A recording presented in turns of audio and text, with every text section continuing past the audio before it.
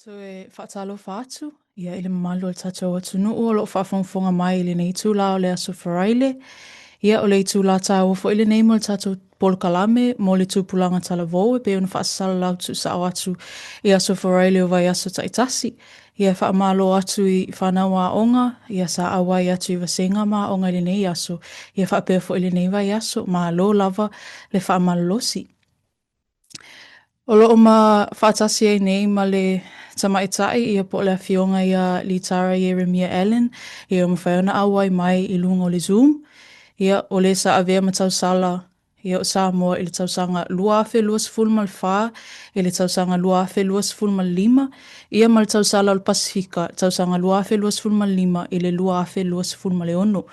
The former Miss Samoa and Miss South Pacific Islands has been a strong advocate for the youth and country around the Pacific, in culture, education, our continuous fight for climate justice, amongst many others, and in my opinion, a stronger advocate for Christ, which I strongly believe is very, very crucial for our youth in this day and age. Ta alofa lava, Litara. I am very honored to be speaking with you this afternoon. I have long admired your work as Miss Samoa and Miss Pacific Islands in the past 3 years, not only for our youth in Samoa, but for our youth around the Pacific and in New Zealand. Thank you so much for agreeing to come onto our program, as I know you have a very tight schedule and you've been very busy in the last few months. How are you this afternoon? I'm very good, thank you. Talofa lava Kesila and patalofa atu i leo whaafonga Samoa. O le amamala ma lola soifua. I'm so honored to be here with you today, Kesila, and I'm most excited because it's for our youth, which is one of my favorite demographics in the Pacific. So thank you for your time today. Much. You are a teacher by profession. Can you please share your passion for education and what and who inspired you to become a teacher? And lastly, what is your philosophy for education? Well, I come from a long line of teachers, whether it be formally as a high school teacher, whether they're a lecturer in theological spaces, or even in the informal, but I deem as very formal space of teachers within the home. So I always thought to myself, I want to do something glamorous when I go up. I want to save the world. And I thought, maybe I'll do this or that. And so teaching really wasn't very glamorous to me. But when I left university, I thought, I don't know what to do. All I know is that I love my culture, I love our youth, and I want to serve them. And so teaching felt like the best next step. And choosing to be a teacher changed my life in the sense that I found it to be undercover. It's almost like gave me this role of being an undercover superhero.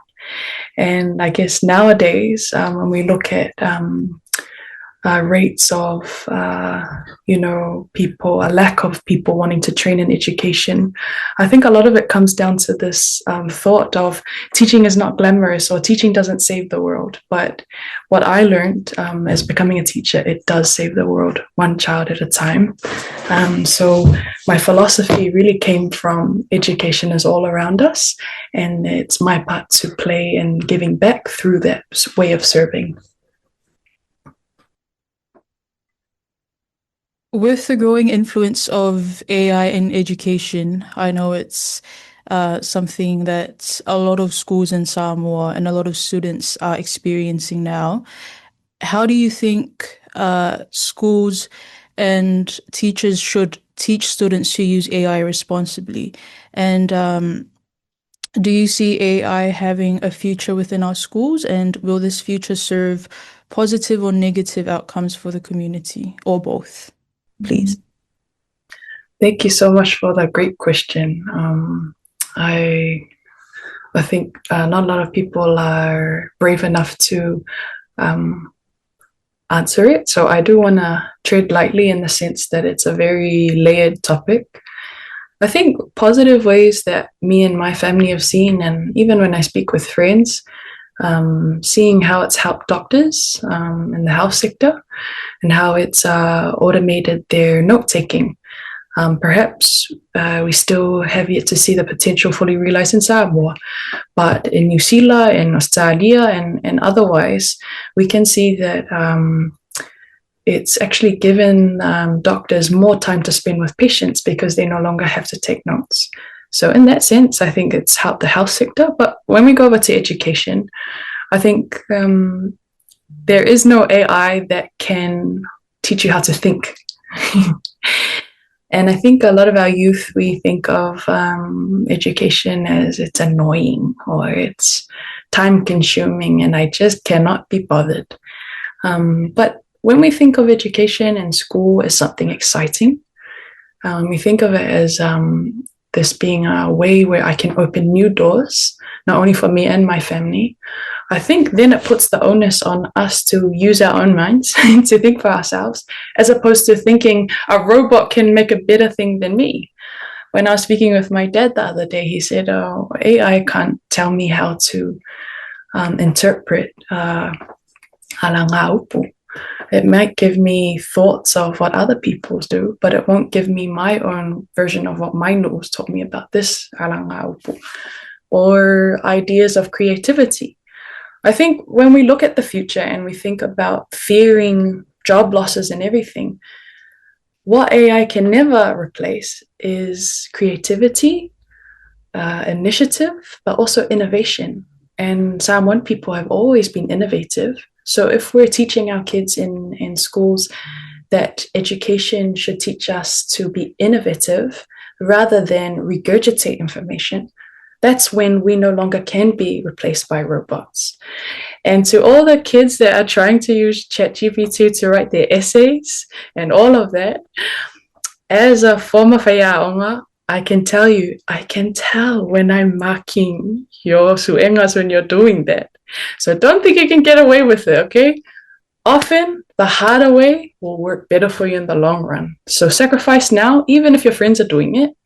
And in 10 years' time, I'm telling you, when you're our age, a little bit further on, you'll be thanking me later. Thank you so much. That is a great advice and great challenge for our youth in New Zealand and Samoa who are using ChatGPT for their. Anyways, for the Samoa's national exams in 2025, there was a significant drop in results for the entrance to the UPY program compared to the previous years. And there has been a lot of online discussion about the suggestion by Honourable Prime Minister to bring overseas teachers to cater for our teacher shortage. What are your thoughts on this? And do you think there is a need for a curriculum review for teachers in specialized areas? And lastly, how can our anganu'u or our culture play a role in this? Yeah, it is quite saddening when we think about an occupation that our country is founded upon is no longer wanted in the sense by our generation. Younger people don't look at it as a occupation that is worth of honor. But from the own bit just a little bit that I know about Samoa's history of education, the pioneers that created the Samoan education system when we look at from the 50s to the 70s, what they did is they utilized overseas program that came through, the likes of New Zealand. But what they did is they utilized those systems and then indigenized or contextualized it for our youth. Perhaps it's not a question of whether we just hand it over to overseas whaiaonga. Perhaps it's just our own challenge for ourselves to think, how can we recontextualize and re-indigenize our work so that it's relevant to our kids again? Sometimes when we work in partnerships, we can realize different opportunities that we can learn from each other. But I don't see the point in us handing over to other teachers to take the lead. I think our leaders in the education space in Samoa are already doing a lot with what they have. And so in a sense, it's just a question of, yes, in my view, there is space, but ensuring that our own teachers in Samoa who have been in this space for a long time are still, the leaders in there. And perhaps for the younger teachers, they would feel even more empowered to stay in the occupation in Samoa when there's space for them and room for them in the discussion. I know for a lot of the time, young teachers feel disempowered or almost silenced because they want to contribute to this recontextualization, if there ever is a term, but making it relevant. We need education to be relevant to kids, and that's when they start wanting to take part. So I have a lot of beautiful friends that are already doing this in their own spaces, whether it be in Kua or whether it be in town. They're doing it in their own space, but it's just a question of collaboration and collectively making sure that we can all contribute to the conversation. In an interview with Radio New Zealand weeks before you passed the crown to our current Miss Samoa, you mentioned, know who you are, be teachable. And I looked at these words and I wondered what you meant and what these words mean to you as you reflect now on your reign as former Miss Samoa and Miss Pacific Islands, if you could share with us. Yeah, I think knowing who you are is something that we're always told growing up. It's a sense of strength, a source of strength, in the sense that when you know who you are, that will inform what you say yes and what you say no to. And for me, when I went into the Miss Samoa and Miss Pacific Islands, I was trying to find out how I would describe myself. So this Miss Samoa is known for this, and this Miss Samoa is known for this. This Miss Pacific Islands did this, and this Miss Pacific Islands did this. So for me, before anyone tells me who I am, I want to know it before they can even say something. And so for me, that came from a lot of quiet time, in the sense of sitting with my grandfather. A lot of times I try to learn from him. And a lot of times he teaches me through saying nothing. In the sense, how elders are quiet so that we learn how to read the silence. This silence means something different from this silence. In the sense that he was never wasting words. He always knew what words to say, and he never wasted a breath. So when I said, know who you are, I did that interview at the end of my Miss Samoa reign. But if I were to ask myself at the start of the Miss Samoa reign, I don't know how to answer that question, because for me, I don't know, I don't want to waste my words. I have 50 things that I want to be known as, but how do I say it in one sentence?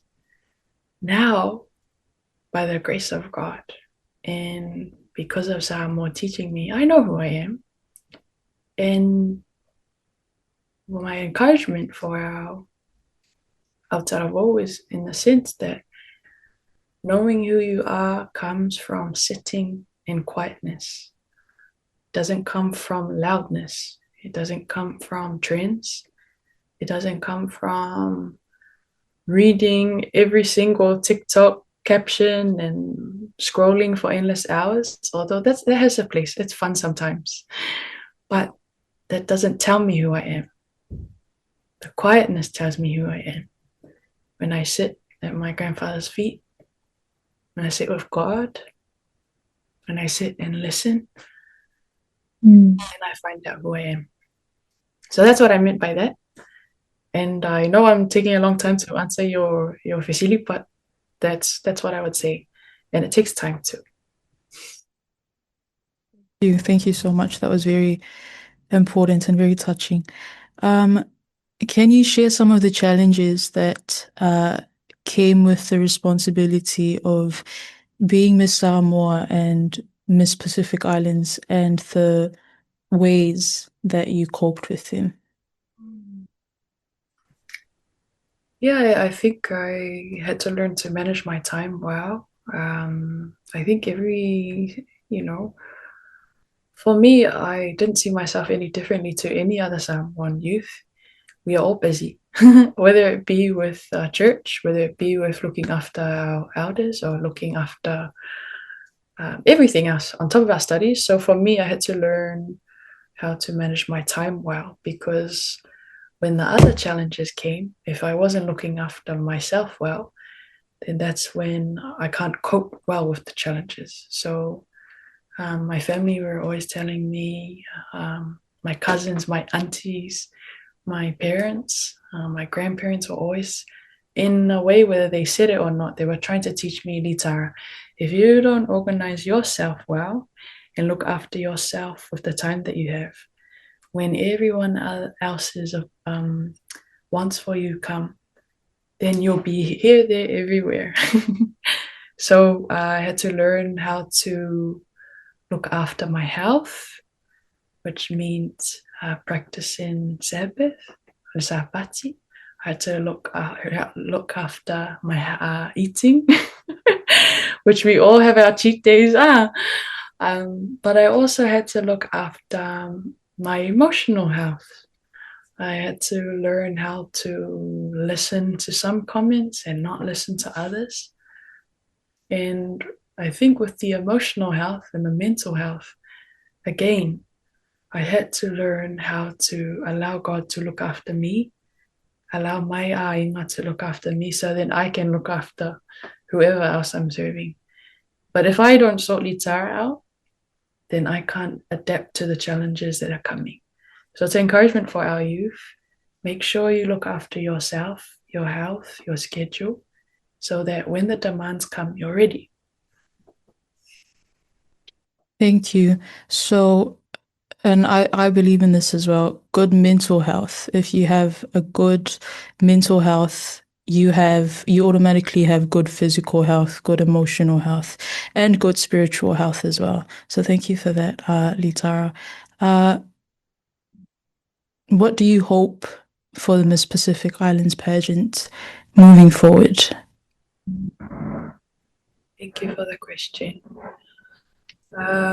Being a Miss Pacific Islands changed my life in the sense that it allowed me to become a leader before I was ever a pageant girl. So a lot of our audience, a lot of our public in the Pacific, they see the platform as who can be the prettiest and who can be the best at all these things. Yeah, there's a place and a time for that. But ultimately, my heart and my dream is that the platform will always stand for leaders. Our Pacific doesn't need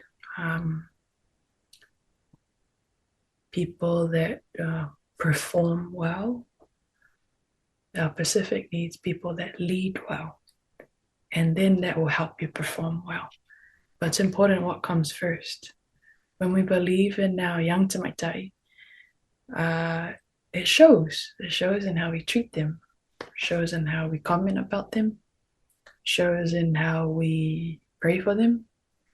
But I think when the platform starts moving away from protecting our young tamaitai, that's when I think it needs to be more than the young girls being the leaders. Everyone needs to be a leader and protecting.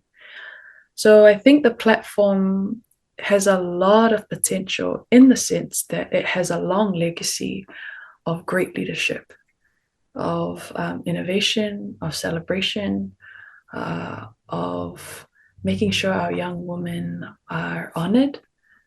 And so when we look back and see that, then we can turn around and say, okay, this is where we're going. And it is going to require all of us to come together in how we lead by example. Thank you for that. You have a podcast called Upu Whaamalosi on YouTube and Spotify, featuring interviews with a lot of prestigious guests. And I really enjoy the talanoa sessions on your podcast. I think it's very empowering for our Tupulaga Talavo.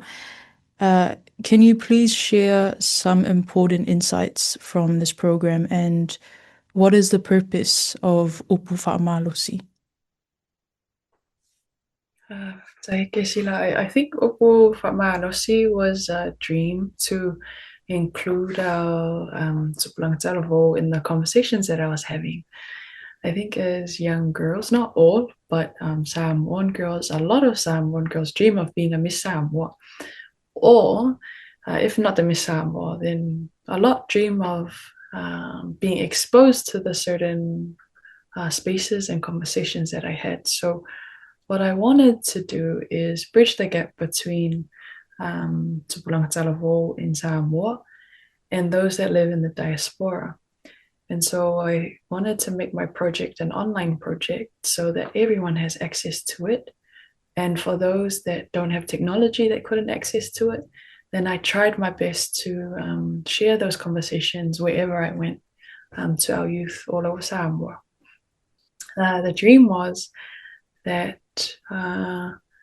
people, whether they were youth or upwards, they could feel at home and they could feel encouraged by the conversation. The podcast was a team effort, but it's also one piece of work, and amongst many other different conversations that are going on in Samoa.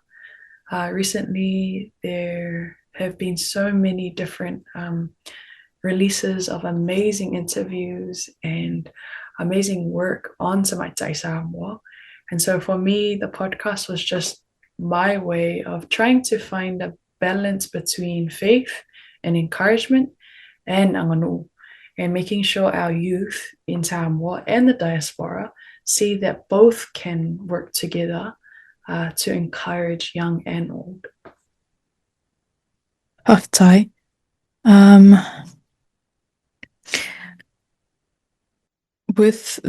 I know this question is personal, but with the recent passing of your grandfather, Reverend Litara Ieremia, and with the Miss Pacific Islands pageants just weeks later, how did you manage the grief of losing a loved one, a very close loved one, in fact, while serving and still showing up for your country and for the Pacific?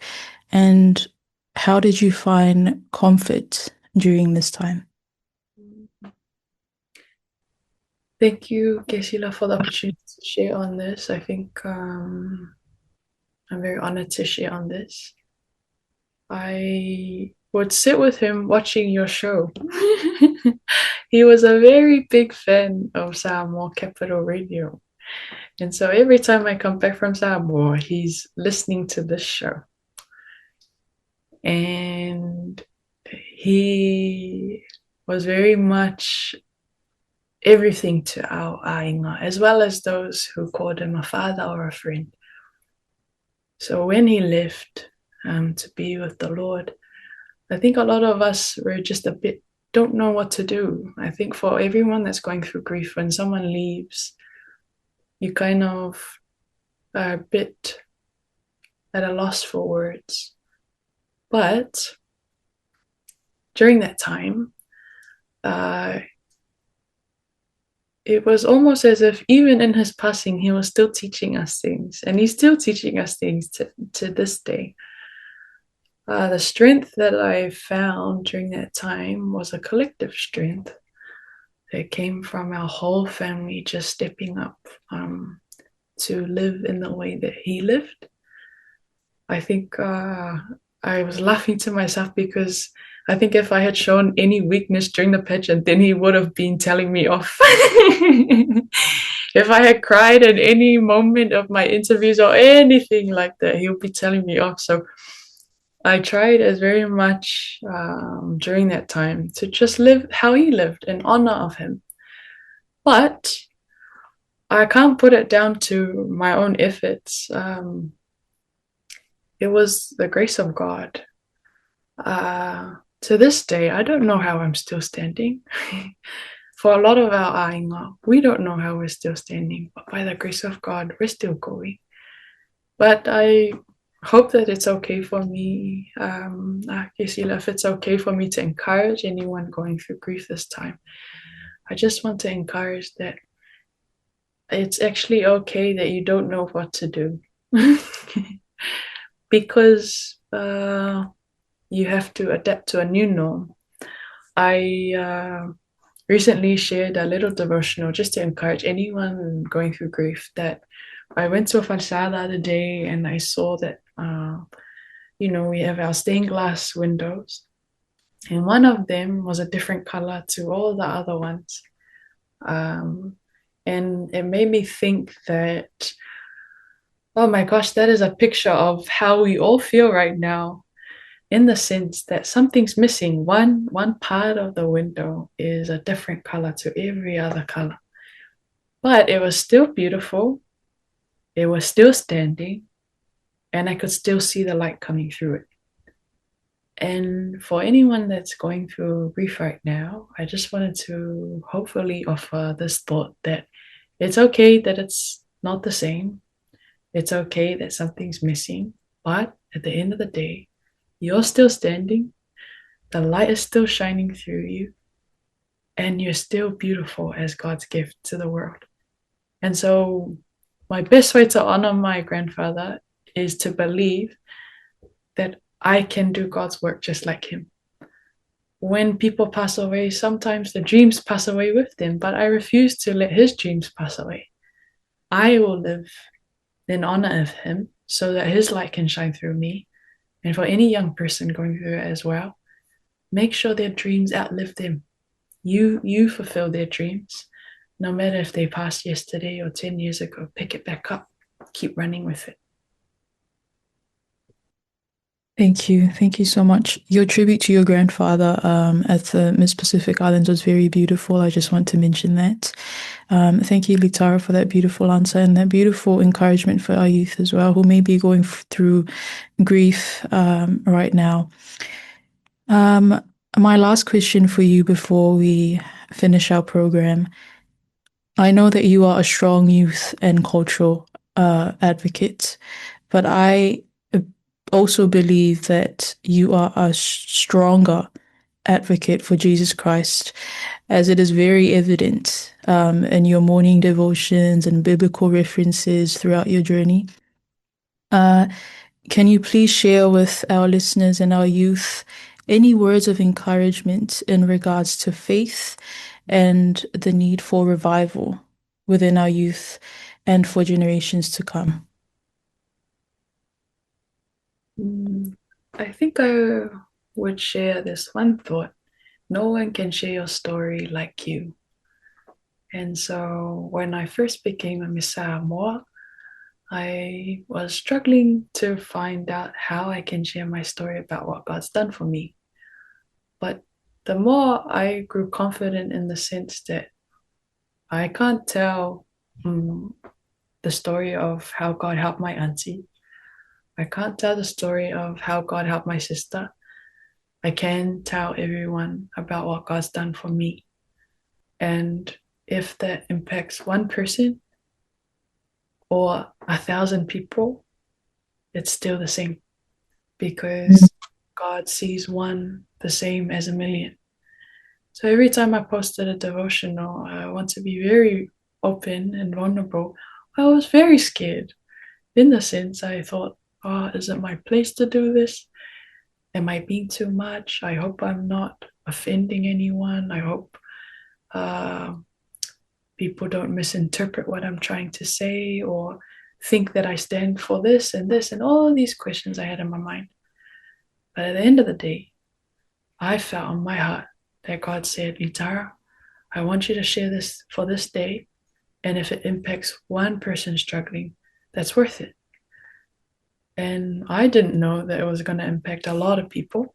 I truly can say that I was just doing it for the one person, because I thought about all the times that I've struggled in my life and I needed people to encourage me. And sometimes people don't have those people around them. So they might be scrolling. And if I can be that one person to help them, then that's great. But for me, it's the sense that revival or a big mass awakening of God's love, it all starts from everyone owning their story and impacting one person. So if our Tupulaga Talanoa, if our elders, if our leaders can all do this, one person at a time, we can see hearts change. And one person at a time, we can see people healed. And I think it's important for me that when I use my platform that was entrusted to me and given to me, I don't force my opinion or faith upon others. I just offer them what God's done for me, and then God can do the rest. I think sometimes I get myself into trouble when I try to do God's job. But if we just let God do his job, we do our job, then it can happen. So thank you very much for the opportunity to share on my faith and share on my story. I hope that it's encouraged people, and I want to thank you for your service too, in the sense of we do what we do to serve God in all the many ways. And whether it's seen, whether it's not seen, it's the same to God. And I pray that our youth will always walk in that truth, that whether it's seen or not seen, God still cares about it. Love, this is really important. No one can share your story like you. And I believe that we owe it to God to testify and tell our story and how God has led us and delivered us and continues to do so every day of our lives. And like you said, our lives can be a sermon for other people who may be lost or who may be giving up, and just seeing us share our faith, not forcing it onto them, but just sharing our faith in the things that God has done for us. I think it's very important, and that is the sermon, and that is your outreach for other youth who may be going through hardships and trials in life. Thank you so much again, Litara, for agreeing to be on the show this morning. Thank you for the wonderful words of encouragement and the challenges for our youth.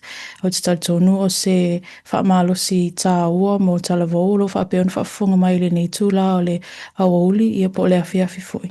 Ia whaasoa atu.